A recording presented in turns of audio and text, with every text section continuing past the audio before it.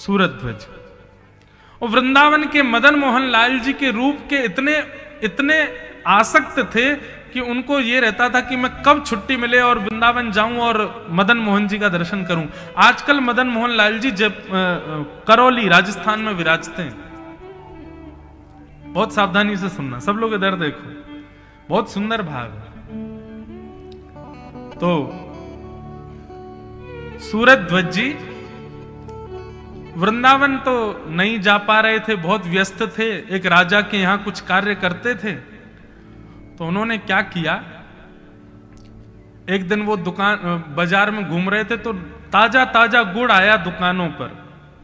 और गुड़ देख करके महाराज सूरध्वज जी के मन में आया कि ये गुड़ मेरे मदन मोहन लाल जी को पहुंचना चाहिए सेवा में वृंदावन।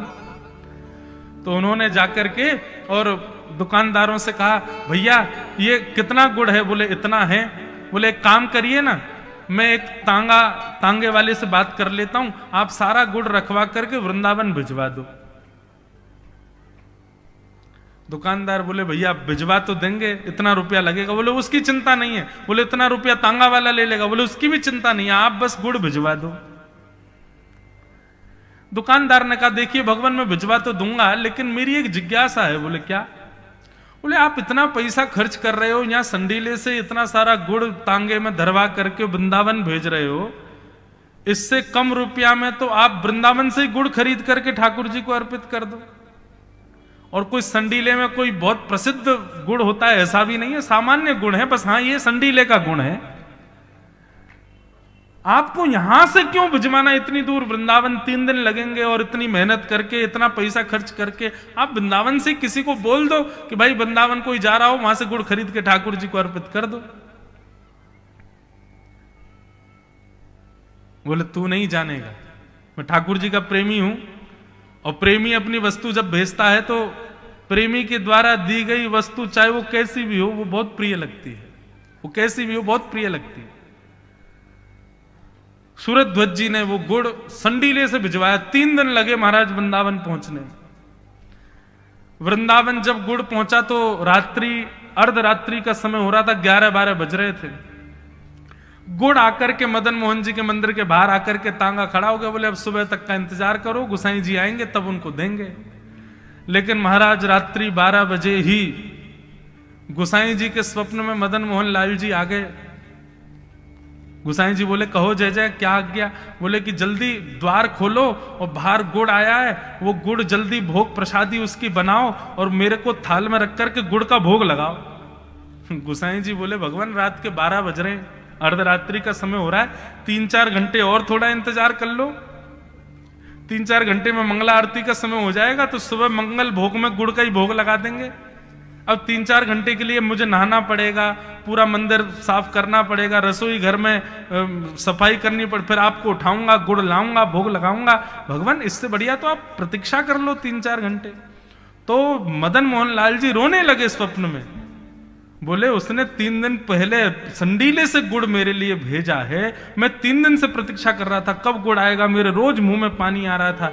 बोले तुम रोज मेरी सेवा करने आ रहे थे तो तुमको लग रहा था ठाकुर जी को इतना पसीना नहीं, मुंह में से लार टपक रही थी मेरे, कब गुड़ आवे, कब मैं उसको पाऊं। और आज आकर के गुड़ आया है और तुम कह रहे हो 4 घंटा और इंतजार करूं मैं? गोसाई जी तुरंत उठे, जल्दी जाकर के स्नान किया, स्नान करके मंदिर की साफ सफाई करी, रसोई घर में जाकर के चूल्हा चेताया। महाराज बाहर द्वार पर तांगे में गुड़ रखा था, तांगे वाले को उठाया, बोले लाओ गुड़ दे दो। बोले सुबह हो गई? बोले बस हो ही गई। लाल जी भूखे बैठे भीतर, तुरंत गुड़ लेकर के गए, बढ़िया खीर बनाई, उसमें गुड़ डाला और जब मदन मोहन लाल जी को अर्पित किए, गोसाई जी के नेत्र सजल हो गए। बोले क्यों? बोले खीर ठाकुर जी के आगे रखने के बाद पर्दा लगाया था, लेकिन पर्दा जैसे उठा करके देखा तो पूरे मुंह पर खीर लगी। भाई श्री मदन मोहन लाल जी इतने आसक्त, इतने आनंद। आपकी सामग्री कैसी है ये विशेष बात नहीं, आपका उस सामग्री को देने में भाव कैसा है ये विशेष भाव। आपके द्वारा दी गई, प्रस्तुत की गई वस्तु कितनी मूल्यवान है, कितनी सुंदर है, ये जरूरी नहीं है, उस वस्तु में भाव कितना है भीष्म पितामह सामान्य संस्कृत स्तुति नहीं गा रहे हैं भगवान की। भीष्म पितामह की स्तुति के भाव यदि आप सुन लेंगे, रोम रोम नाचने लगेगा आपका। मैं तो कभी कभी विस्तार कर देता हूं तो 2-2 दिन तक भीष्म पितामह की स्तुति चलती है। भीष्म पितामह कह रहे हैं, भगवान मेरी एक इच्छा है, आपसे मैं प्रार्थना कर सकता हूं? भगवान बोले, बोलो क्या चाहिए? भीष्म पितामह कहते हैं, इति मति रूप कल्पिता वितृष्णा भगवत सात्वत पुंगवे विभुम्ने। हे नाथ, एक कृपा कर दो। क्या? मैं मृत्यु से पहले अपनी अंतिम इच्छा पूरी करना चाहता हूं। भगवान बोले, क्या है तुम्हारी अंतिम इच्छा? बोले, मेरी एक बेटी है, उस कुंवारी बेटी का ब्याह करना चाहता हूं। भगवान बोले, भीष्म पितामह तुम तो बाल ब्रह्मचारी हो, तुम्हारा तो ब्याह ही नहीं हुआ, तुमने तो शादी नहीं करी, तुम्हारी बेटी कहां से हो गई? भीष्म पितामह बोले, भगवान भाव समझिए, हर व्यक्ति की बिना विवाह की एक बेटी होती है, और उस बेटी का नाम क्या है? मति, बुद्धि। बेटी कौन? जो पिता से अपनी इच्छा पूरी करवाए, मां से अपनी इच्छा पूरी करवाए, वो बेटी। ये मति रूपी बेटी आपने सबको दे रखी है भगवान। ये कहती है ये खाना है तो वही खाते हैं, ये कहती है वहां जाना है तो वहीं जाते हैं, ये कहती है ये पहनना है तो वही पहनते हैं।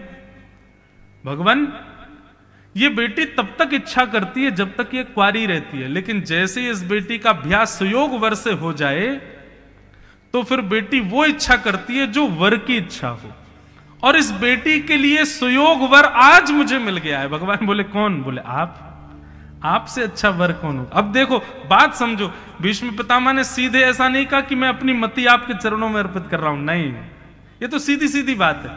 अब इसमें भाव जोड़ दिया, क्या? मति रूपी बेटी और श्री कृष्ण रूपी जमाई। हे जमाई, आप मेरी मति रूपी बेटी को स्वीकार कर लो। क्यों? बेटी विवाह से पहले अपनी इच्छा पूरी करवाती है और विवाह के बाद अपने पति की इच्छा पूरी करवाती है। इसलिए नाथ, मेरी बेटी के पति यदि आप बन जाओगे तो मैं वही करूंगा जो आप चाहोगे, इसलिए मेरी मति को स्वीकार करो। भगवान बोले, वाह भाई भीष्म पितामह, क्या तरीके से तुम स्तुति गा रहे हो, मैं तो प्रसन्न हो गया। भगवान बोले, अब जब रिश्तेदारी कर ही रहे हो तो पूरी अच्छी तरीके से करो। भीष्म पितामह बोले, बताइए। बोले, बेटी को वर पसंद ना हो तब तक ब्याह नहीं करना चाहिए। बेटी जब राजी हो जाए कि हाँ मैं राजी हूं, मैं तैयार हूं, तभी ब्याह करना चाहिए। तुम्हारी बेटी को हम पसंद नहीं है, तुमको पसंद है, मैं ससुर जी को पसंद है, बिटिया को पसंद नहीं, तो फिर ब्याह कैसे हो? पहले अपनी मति से पूछो तो सही, उसको हम प्रिय लगते हैं कि नहीं। भीष्म पितामह कहते हैं, भगवान आपको देख करके आपसे प्रेम किसको नहीं होगा? त्रिभुवन कमनम तमाल वर्णम रविकर गौरवरांबरम दधाने। आपको देख करके आपसे किसको प्रेम नहीं होगा?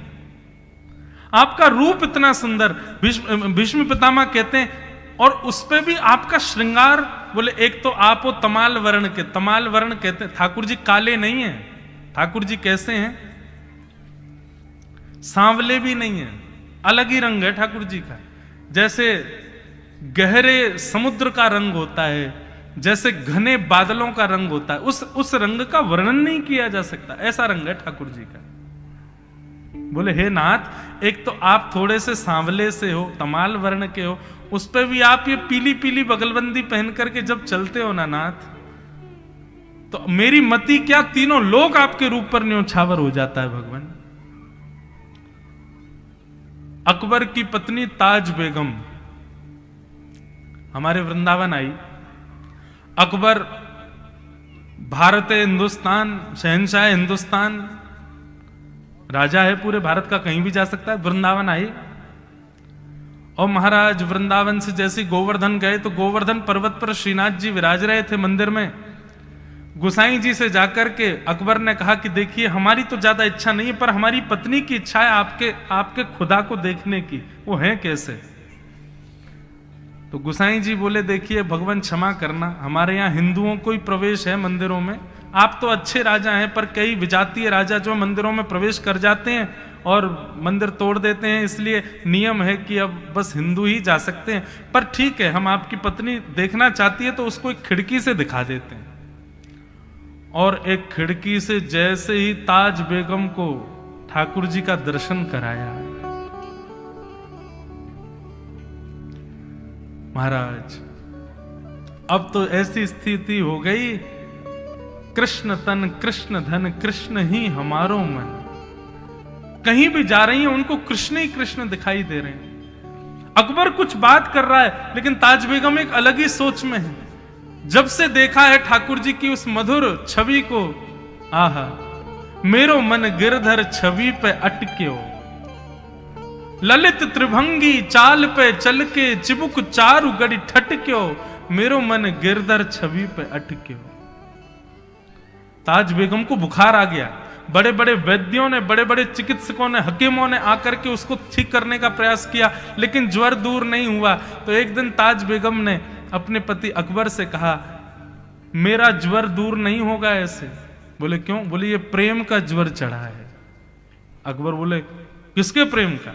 बोले वृंदावन चंद, वृंदावन बिहारी लाल के प्रेम का है। मैं आपसे प्रार्थना करना चाहती हूं, मुझे वापस वृंदावन भेज दो, मैं सदैव उनको देखना चाहती हूं बस।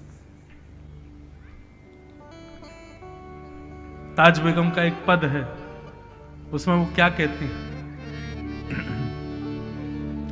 सुनो दिल जानी मेरे दिल की कहानी। जब ताज बेगम वापस वृंदावन आई और वृंदावन आकर के ठाकुर जी का जब उसने दर्शन किया, तो कई लोग ताज बेगम को मंदिर जाने से रोकते थे, मंदिर में प्रवेश नहीं करने देते थे। तो ताज बेगम क्या करती थी? द्वार पर बैठ जाती और दर्शन करके आने वाले लोगों से पूछती, कैसे लग रहे हैं ठाकुर जी? कोई कहता आज नीली पोशाक पहनी है, ऐसा मुकुट पहना है, ऐसे कानों के कुंडल हैं, ऐसे हाथों के कड़ूले हैं। तो रोज रोज पूछते पूछते अब ताज बेगम पता है क्या करती? बाहर की रेत में बैठ करके एक सीख से ठाकुर जी की छवि बनाती और अंदर से दर्शन करके आने वाले दर्शनार्थियों से पूछती, 2 मिनट मेरे साथ आइए ना। साथ ले जाके पूछती, क्या भीतर जो ठाकुर जी बैठे हैं वो ऐसे दिख रहे हैं? और जैसे ही वो व्यक्ति उस धूल में बने हुए चित्र को देखता, बोले बिल्कुल ऐसे ही दिख रहे हैं। ताज बेगम कहती, अब मेरे चित्त को शांति है।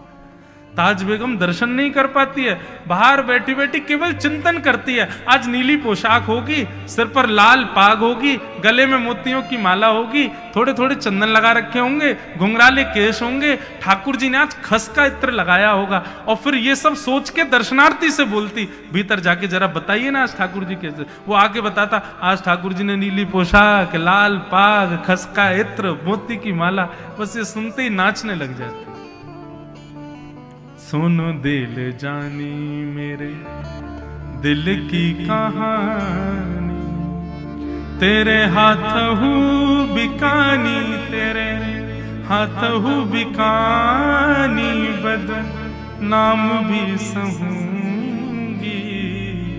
सुनो दिल जानी नंद के कुमार कुर्बान तेरी सूरत पे, हूं तो मुसलमानी हिंदुआनी भी रहूंगी।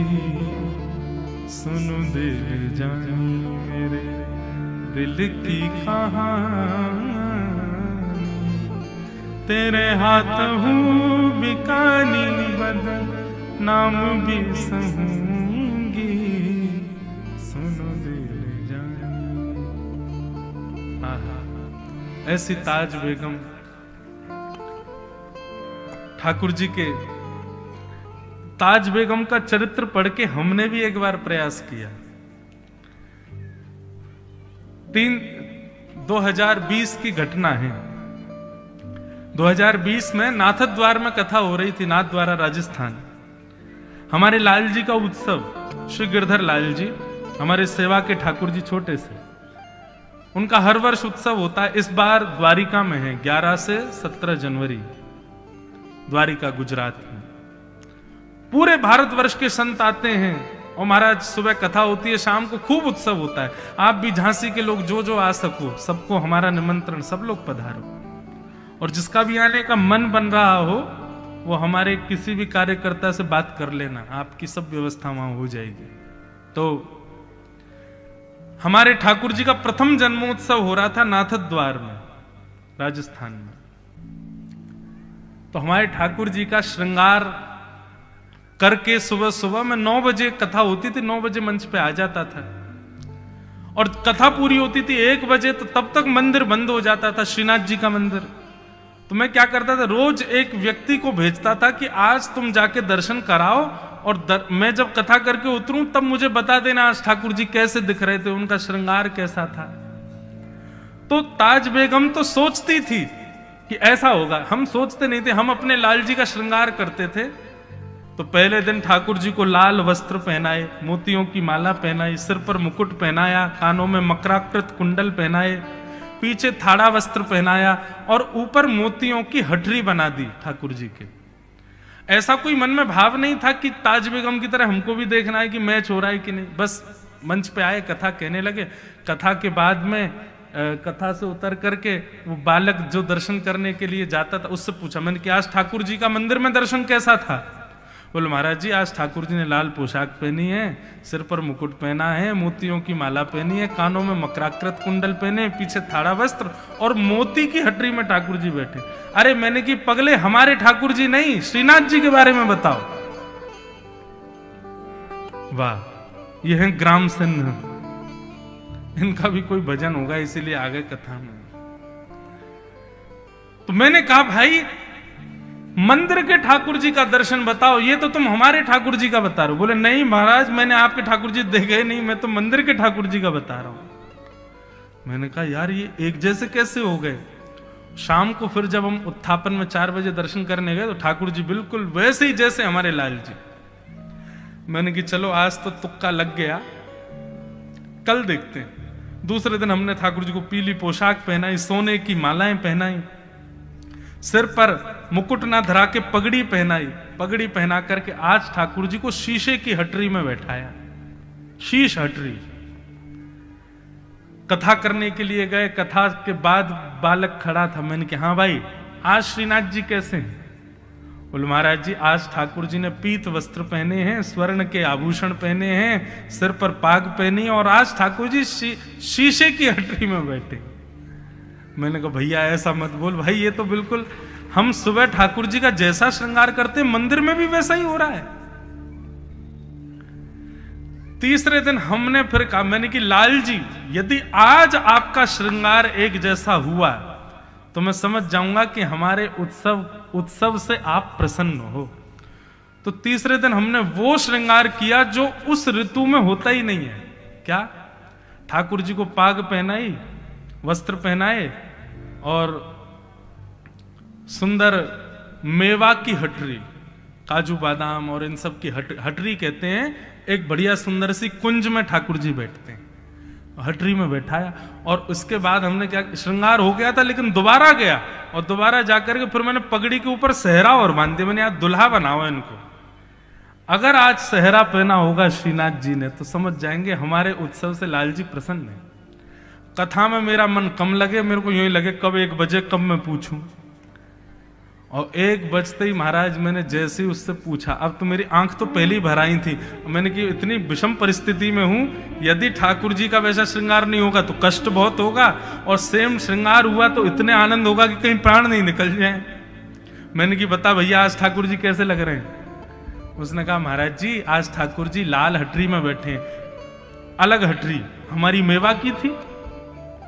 मैंने कि अरे आज तो अलग हो गया। बोले आज ठाकुर जी ने ऐसा श्रृंगार किया है, लेकिन आज विशेष ये था कि आज ठाकुर जी ने पाग के ऊपर सहरा पहना हुआ है। ओ महाराज जैसे ही सहरा की बात सुनी, मैं सही बताऊं 2 मिनट तो नाच लिया उसके साथ। मैंने कि भैया गले लग जा, आज तो इतने प्रसन्न है ठाकुर जी, प्रसन्न है हमारी सेवा से। कभी बंधु ये सब कर सकते हैं। कभी ओरछा जाओ, राम राजा सरकार के पहले दर्शन करने से पहले ही सोच लो ठाकुर जी आज यदि आपके श्रृंगार में ये में से कुछ भी एक यदि मिल गया तो हम समझ जाएंगे कि दर्शनार्थियों में सब दर्शनार्थी आपको देख रहे थे, पर आपने हमको देखा। सोच के जाओ पहले से, आज ऐसी माला होगी, आज ऐसा पाग होगा, आज प्रसाद में ये होगा, कुछ भी 4-5 बात सोच लो, एक आध तो मिल ही जाएगी। 4-5 मिल जाए तो बहुत बड़ी बात। और देखना भैया, जैसे ही राम राजा सरकार का दर्शन करोगे, एक भाव भी आपका मिल गया, आंसू रुकेंगे नहीं आपके, इतना आनंद होगा, लगेगा कि राम जी गोद में ही आ गए, हमारे हृदय से ही लग गए। ऐसे बीच बीच में कभी इन भावों से अपनी भक्ति की परीक्षा लेते रहा करो। कई लोग करते हैं, कई वैष्णव जन विचार करते हैं, हमारा इस महीने का पहले दिन ये सोच लेंगे 30 दिन का महीना है, 30 दिन के अंदर यदि वृंदावन से, जगन्नाथपुरी से, द्वारिका से, बद्रीनाथ से, कहीं भी किसी भी तीर्थ से कुछ प्रसाद हमारे घर आ गया, कोई संत यदि हमको दिख गए, कोई वैष्णव का दर्शन हमको हो गया, कोई ब्रजवासी यदि मिल गया, ओरछावासी, पन्ना निवासी कोई मिल गया, तो समझ जाएंगे ठाकुर जी प्रसन्न है। अब महीना भर आप देखो, ना चाहते हुए भी भगवान को याद करते रहोगे, हर दिन आपके मन में यही भाव रहेगा, आज कोई दिखे, सहज भक्ति होगी ठाकुर जी की। हाँ, भीष्म पितामह कहते हैं, भगवान आपका रूप इतना सुंदर है, कौन ना मोहित हो उस रूप पर। मेरी बेटी को आप पसंद हो भगवान, मेरी मति रूपी पुत्री से आप विवाह कर लो। भगवान ने कहा, भैया सुंदरता से काम नहीं चलता, दामाद के अंदर बहुत सारे गुण देखने पड़ते हैं, सुंदर हो, शौर्य हो, स्वभाव हो, समझदारी हो, सारे गुण देखने चाहिए। भीष्म पितामह बोले, जितने गुण आप बताओगे मैं सब आपके अंदर दिखा दूंगा। सर्वगुण संपन्न संसार में ठाकुर जी आप ही हो। इसीलिए श्रीमद वल्लभाचार्य जी महाराज मधुराष्टकम गाते हैं, अधरम मधुरम वदनम मधुरम। आओ सब लोग मधुराष्टकम का पाठ कर ही लो। इतने ठाकुर जी के रूप का वर्णन हमने सुना है, कैसे हैं ठाकुर जी। अधरम मधुरम वदनम मधुरम, अधरम मधुरम वदनम मधुरम, नयनम मधुरम हसितम मधुरम, हृदयम मधुरम हसितम मधुरम, ओ हृदयम मधुरम गमनम मधुरम, हृदयम मधुरम गमनम मधुरम, मधुराधिपतेरखिलम मधुरम, मधुराधिपतेरखिलम। बंधुओं, मधुराष्टकम में श्रीमद वल्लभाचार्य जी का भाव ये है कि भाई कोई व्यक्ति कहे कि ये व्यक्ति बहुत सुंदर है, लेकिन उस सुंदर व्यक्ति में भी आप एक अवगुण तो निकाल ही लोगे। संसार में कितना भी गुणयुक्त व्यक्ति क्यों ना हो, उसके अंदर कोई ना कोई कमी तो होगी। लेकिन हमारे मदन मोहन लाल जी, हमारे वृंदावन बिहारी लाल, राधा रमन लाल, युगल किशोर सरकार, हमारे राजा राम सरकार, ये यदि कभी प्रत्यक्ष मिल गए ना, इनमें एक भी अवगुण आप दिखा नहीं सकते। हंसते भी मधुर हैं, चलते भी मधुर हैं, बोलते भी मधुर हैं, लेटते भी मधुर हैं, और कहां तक कहें हमारे वृंदावन बिहारी लाल तो रोते भी मधुर हैं, सब मधुर। इसीलिए कह रहे हैं, मधुराधिपतेरखिलम मधुरम, मधुराधिपतेरखिलम मधुरम, वचनम मधुरम चरितम मधुरम, वसनम मधुरम वलितम मधुरम, वचनम मधुरम चरितम मधुरम, वसनम मधुरम वलितम मधुरम, चलितम मधुरम भ्रमितम मधुरम, चलितम मधुरम भ्रमितम मधुरम, मधुराधिपतेरखिलम मधुरम।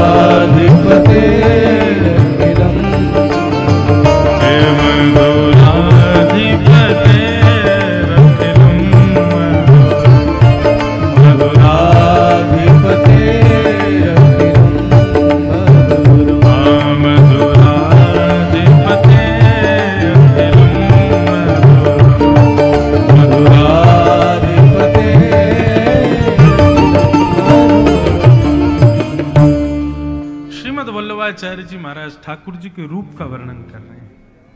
कितने मधुर हैं ठाकुर जी, सब मधुर है। एक अंग भी, एक भाव भी ऐसा नहीं है जिसमें मधुरता ना हो। भीष्म पितामह कह रहे हैं भगवान, आप कह रहे हो सुंदरता से काम नहीं चलेगा, और भी गुण होने चाहिए। आप जितने गुण कहोगे उतने गुण आपके भीतर हम दिखा दें। और कई गुण तो ऐसे हैं जिनको मानव गिन ही नहीं पाएगा, वो भी आपके भीतर है। नाथ, आप मधुराधिपते हो। भीष्म पितामह भगवान की स्तुति गाते जा रहे थे। स्तुति गाते गाते भीष्म पितामह ने भगवान के प्रेम रूपी गुण का स्मरण किया। नाथ, आप कितने प्रेमी हैं। स्वनिगममपहाय मत्प्रतिज्ञा मृतमधिकर्तुम वप्लुतो रथस्थः धृतरथ चरणो भयाशलद्गु हरिर्वहन्तुमिभं गतोत्तरीय। कितने प्रिय। आहा। भीष्म पितामह वर्णन कर रहे हैं एक लीला का। भीष्म पितामह कहते हैं भगवान, एक बार जब महाभारत युद्ध प्रारंभ होने वाला था तो दुर्योधन और अर्जुन दोनों आपके पास सेना मांगने के लिए और आपकी मदद मांगने के लिए आए थे। तब आपने कहा था कि एक तरफ मेरी सेना रहेगी और एक तरफ अकेला मैं रहूंगा और मैं शस्त्र नहीं उठाऊंगा। तब दुर्योधन आपकी सेना लेकर के आ गया था। जब दुर्योधन ने आकर के सभा में कहा कि महाराज, भगवान ने तो प्रतिज्ञा ली है कि वो पांडवों की तरफ रहेंगे और शस्त्र नहीं उठाएंगे। आपकी इस प्रतिज्ञा को सुनकर के मैंने भी प्रतिज्ञा ली थी कि यदि वासुदेव कृष्ण ने शस्त्र धारण नहीं किया तो मैं शंतनु का बेटा नहीं, मैं गंगा का सुत नहीं, मैं भीष्म पितामह नहीं कहलाऊंगा आज के बाद। वासुदेव कर चक्र न धरहि तो तुमको मुख न दिखाऊं, लाजत है मेरी गंगा जननी, मैं शंतनु सुत न कहाऊं। प्रतिज्ञा ले ली भीष्म पितामह ने। वासुदेव कृष्ण को महाभारत युद्ध में शस्त्र धारण करना पड़ेगा और नहीं करेंगे तो मैं जबरदस्ती करवाऊंगा।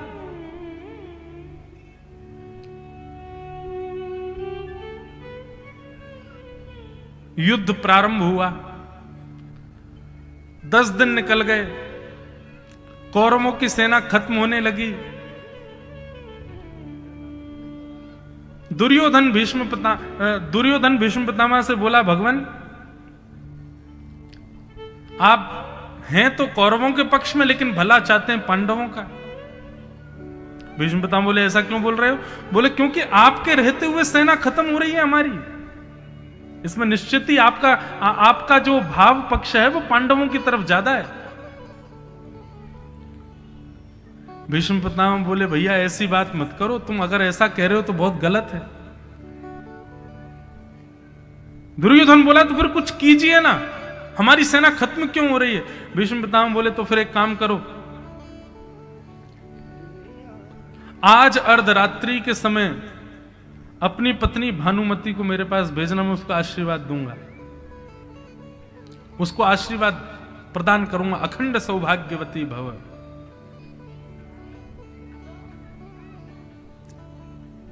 श्रीमन्नारायण नारायण नारायण, श्रीमन्नारायण नारायण नारायण, श्रीमन्नारायण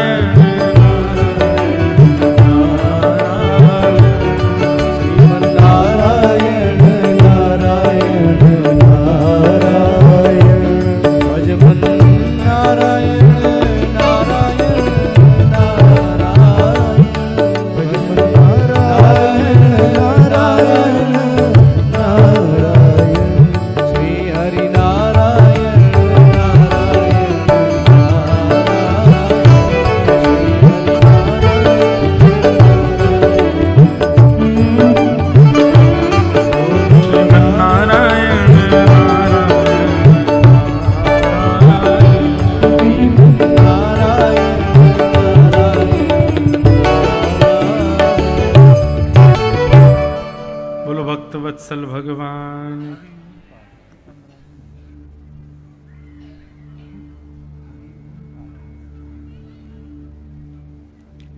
हमारे मध्य में आज कथा में मधुर भाव से पधारे परम पूजनीय श्री हरिओम पाठक जी महाराज जी को बहुत बहुत प्रणाम, बहुत बहुत वंदन।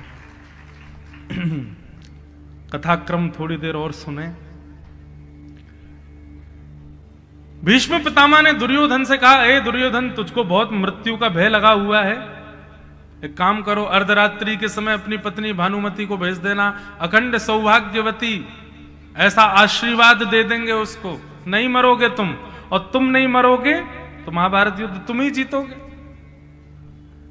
दुर्योधन बोला, भगवान बस यही चाह रहा था मैं कि आप थोड़ा सा आशीष बनाइए। अर्धरात्रि का समय, भीष्म पितामह अपनी संध्या वंदन कर रहे थे। भानुमति तो आई नहीं, उससे पहले द्रौपदी को लेकर भगवान कृष्ण पहुंच गए और द्रौपदी से बोले, सुनो, भीष्म पितामह का जाके आशीर्वाद ले लो। द्रौपदी बोली, आधी रात में आशीर्वाद क्यों लेना है, सुबह सुबह ले लूंगी। बोले नहीं, सुबह तक प्रतीक्षा करोगी तो सारा फेरबदल हो जाएगा महाभारत में। भानुमति आए उससे पहले तुमको लेना है। और सुनो, ज्यादा विद्वत्ता मत करना, ज्यादा चतुराई मत दिखाना, चुपचाप घूंघट करके जाना, भीष्म पितामह से आशीर्वाद लेना। जैसे ही वो आशीर्वाद दें, चुपचाप उल्टे पांव बाहर आ जाना, कुछ करने की आवश्यकता नहीं। उनको ये पता तो चले ही नहीं कि तुम द्रौपदी हो। द्रौपदी बोली, अगर उनको पता चल गया कि मैं द्रौपदी हूं तो मैं संभाल लूंगी बात को, लेकिन वो मुझसे ये जरूर पूछेंगे कि तुम इतनी रात को आई कैसे। तो मैं क्या बताऊं किसके साथ आई हूं। भगवान बोले, हम रूप बदल के आए हैं, हमने जो है स्वापा वापा ऐसे बांधा है, श्रृंगार अपना ऐसा किया है कि कोई पहचानेगा नहीं। अगर ज्यादा कोई बात बिगड़े तो यूं कह देना, नौकर है हमारा गोपाल, उसके साथ आए हैं हम। द्रौपदी बोली, ठीक है। द्रौपदी भीतर गई, भीष्म पितामह संध्या वंदन करके बैठे थे। द्रौपदी ने आती जैसी प्रणाम किया, भीष्म पितामह ने माला नेत्रों से लगाई, दोनों भुजा से आशीर्वाद धरते हुए और सिर पर हाथ रख के बोले, अखंड सौभाग्यवती भव, तुम्हारा पति अजर अमर हो जाए, तुम्हारा सौभाग्य अखंड हो जाए। अब द्रौपदी को यह थोड़ी पता था कि ये ऐसा आशीर्वाद देंगे। उसको लगा भगवान भेज रहे हैं, हाथ धर देंगे, कुछ कहें नहीं कहें उससे हमको क्या मतलब। अखंड सौभाग्यवती भव, वो भी द्रौपदी, मतलब एक नहीं 5 पति अखंड हो जाएं तुम्हारे। द्रौपदी के तो 5 पति। द्रौपदी बोली, यही कह रहे हैं अखंड सौभाग्यवती भव, और यही दूसरे दिन युद्ध में मेरे पतियों के पीछे ही बाण लेके घूमते हैं। चलो अच्छा है, इन्होंने आशीर्वाद दिया है, जिम्मेवारी इन्हीं की है कि मेरे 5 पति की रक्षा ये करें, इसलिए थोड़ा इनको बता तो दूं कि भाई कल से ध्यान रखना 5 का। और तुरंत द्रौपदी ने अपना घूंघट उठा लिया। बोले, पितामह याद रखिएगा अपने आशीर्वाद को, एक नहीं 5 की जिम्मेवारी अब आपकी है, एक का भी बाल बांका नहीं होना चाहिए। द्रौपदी को देख करके भीष्म पितामह बोले, द्रौपदी तू कहां से आ गई? मैंने तो भानुमति को बुलाया था, मैंने तो दुर्योधन की पत्नी को बुलाया था, उसको आशीर्वाद देना था, तू कहां से आ गई? द्रौपदी बोली, अच्छा भेदभाव, मैं भी तो आपकी बहू हूं, मुझे भी तो आपके आशीर्वाद का अधिकार है। यदि भानुमति से पहले मुझे मिल गया तो ये मेरा भाग्य नहीं हो सकता। भीष्म पितामह के नेत्र सजल हो गए। कोई बात नहीं बेटा, अखंड सो, अब तो विधाता भी नहीं रोक सकता इस महाभारत युद्ध को पांडवों को जिताने से। अब तो पांडव ही जीतेंगे। लेकिन भीष्म पितामह की तुरंत बुद्धि खनकी। इतनी रात को अकेले आई हो तुम, और ये तुम रात में क्यों आशीर्वाद लेने चली आई?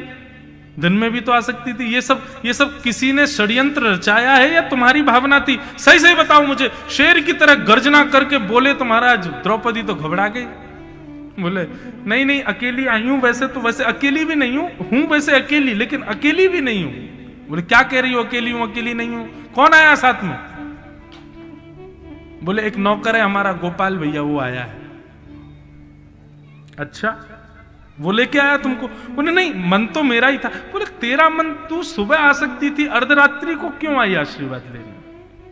मुझे दाल में कुछ काला लग रहा है, चलो बाहर, मुझे एक तो ये गोपाल भैया से मिलाओ। कौन है ये? बाहर आकर के भीष्म पितामह ने जोर की दहाड़ मारी, महाराज कहां है गोपाल भैया? भगवान वहीं बैठे थे एक वृक्ष के नीचे। भीष्म पितामह की आवाज सुनते ही एक पटक लगी ठाकुर जी को, बोले कि अब फंस गए। खूब पढ़ा लिखा करके भेजा था, द्रौपदी को मानी नहीं, सब जाके खोला ही भीतर। भगवान धीमी गति से गए। भीष्म पितामह बोले ए जल्दी जल्दी आओ, ये क्या सरक सरक के क्या चलो, जल्दी आओ इधर। भगवान जैसे समीप गए, भीष्म पितामह बोले ए द्रौपदी तेरा गोपाल भैया पहले कहीं देखा है मैंने,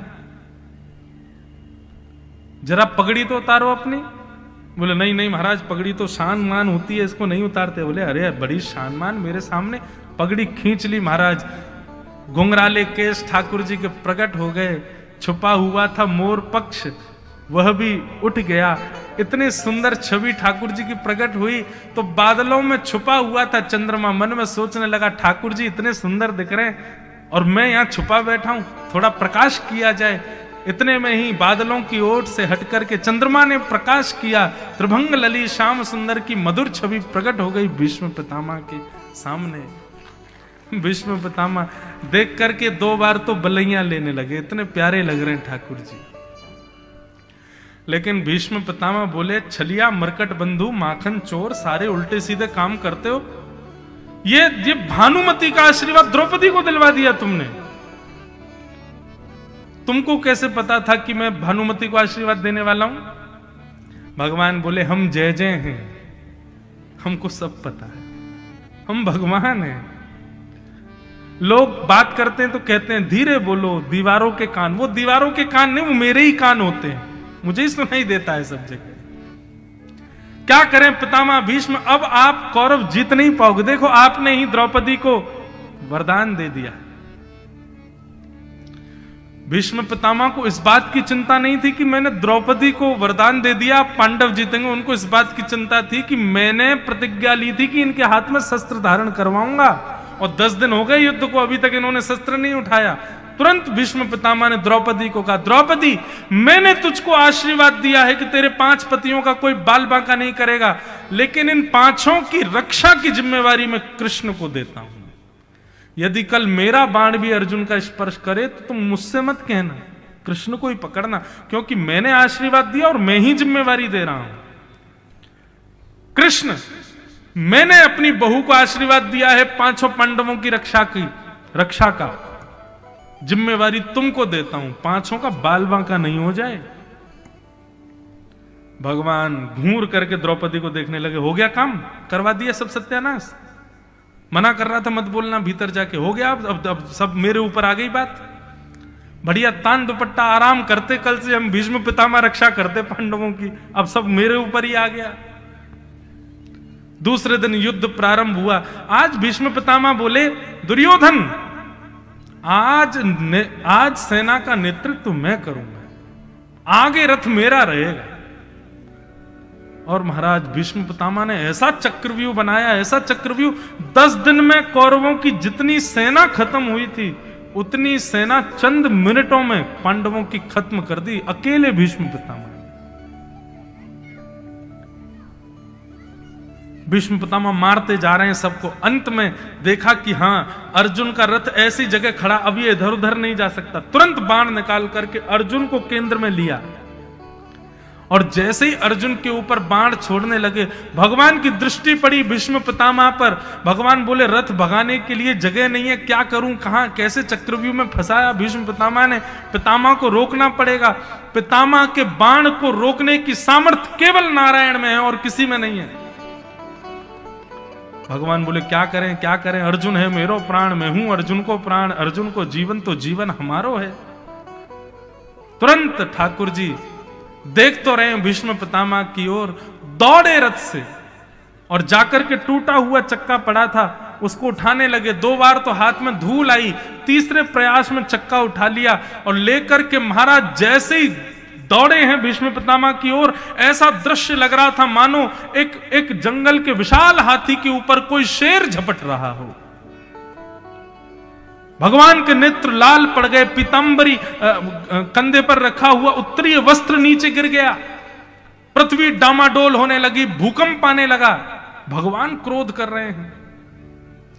जैसे ही रथ का चक्का लेकर के ठाकुर जी दौड़े भीष्म पितामह की ओर। भीष्म पितामह जो अर्जुन को केंद्र में लेकर के बाण छोड़ने वाले थे, तुरंत उन्होंने अपना बाण और धनुष नीचे रख दिया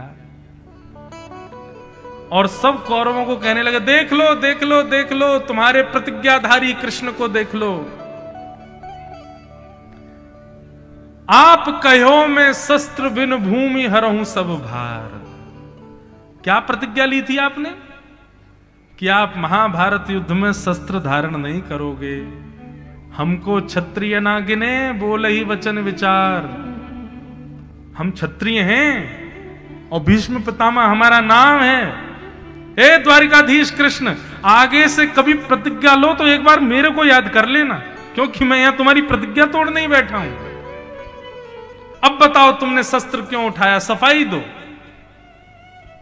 आहा, डार चक्र हरि हस पड़ो दियो उत्तर ब्रजराज। हमारे ब्रज के नंद नंदन श्री कृष्ण, उन्होंने चक्र दूर फेंक दिया, मुस्कुराने लगे और भीष्म पितामह से बोले, भीष्म पितामह ध्यान से सुनना, भीष्म पितामह आपने क्या प्रतिज्ञा ली थी कि यदि वासुदेव कृष्ण ने चक्र धारण नहीं किया, शस्त्र धारण नहीं किया, तो मैं मरूं तो मेरा शव उल्टा गिरे, मैं किसी को मुख नहीं दिखाऊंगा। वासुदेव कर चक्र न धरहि तो तुमको मुख न दिखाऊं। भीष्म पितामह, आज तजी प्रतिज्ञा मोरी में तोरी प्रतिज्ञा काज। मैंने अपनी प्रतिज्ञा इसलिए तोड़ी क्योंकि यदि महाभारत युद्ध में मैं शस्त्र धारण नहीं करता तो मेरे शस्त्र ना धारण करने की वजह से तुमको बाणों की सैया पर लेटना पड़ता। लेकिन कैसे लेटते? उल्टे लेटते, और उल्टे लेटते तो अंतिम समय तुम मेरा दर्शन नहीं कर पाते, तुम्हारी अंतिम इच्छा पूर्ण नहीं हो पाती। इसलिए मैंने शस्त्र उठा लिया ताकि तुम्हारी इच्छा पूरी हो, और जब तुमको बाण लगे ना तो तुम पट नहीं गिरो, चित्त गिरो, ताकि मेरा दर्शन कर सको।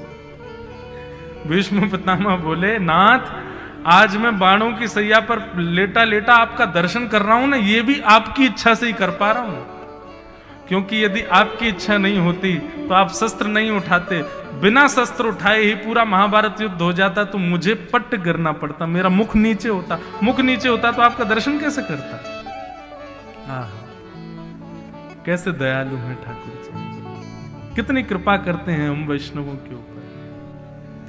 कृपा की न होती जो आदत तुम्हारी, तो सूनी ही रहती अदालत तुम्हारी।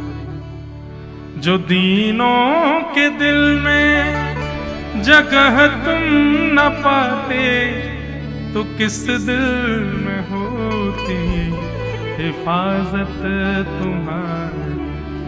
कृपा की जो आदत तुम्हारी, तो सूनी रहती अदालत तुम्हारी। बोलो भक्त वत्सल भगवान की।